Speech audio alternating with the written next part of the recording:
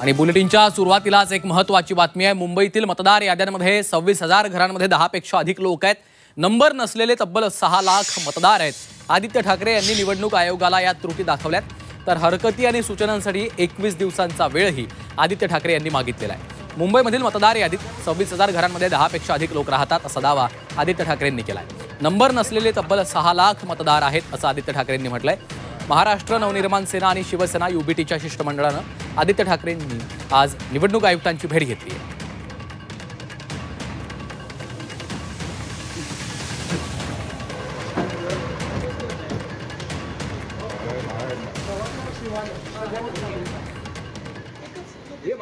पण काही काही आम्हाला असे आढळलेत, धर्मच वेगळे, जाती वेगळ्या, किंवा म्हणजे आम्ही समाजाचं हे नाही करत इथे, पण आपल्याला पाहाल एका व्यक्तीचं दुसऱ्या व्यक्तीशी काही ताळमेळ नाही आहे। हा गुन्हा आहे की गोंधळ आहे हे निवडणूक आयोगाने आम्हाला सांगावं।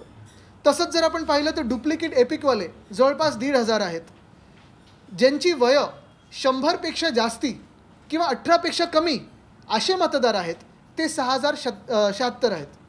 एपिक नंबर नसणारे 2,500 मतदार आहेत आणि हाऊस नंबर नसणारे किंवा हाऊस नंबर न असणारे हे 6,97,887 आहेत। एवढा मोठा आकडा आहे।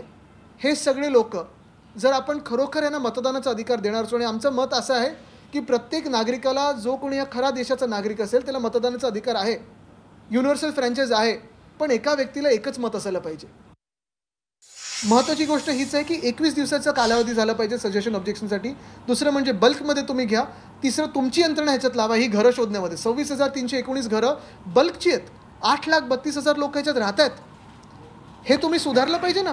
आता जसं दुसरा हा आकडा की हाऊस नंबरच नाही आहे, हाऊस नंबर नसताना आम्ही तरी जायचं आणि शोधायचं कुठे मतदारांना? आम्ही जर प्रचार करत असू 6,97,000 जे मतदार आहेत, जायचं कसं यांच्यापर्यंत? जी एक यादी आम्हाला मिळाली 203 वॉर्डची, ती आम्ही रितसरपणे महानगरपालिकेच्या मध्यवर्ती निवडणूक कार्यालयातून विकत घेतली होती।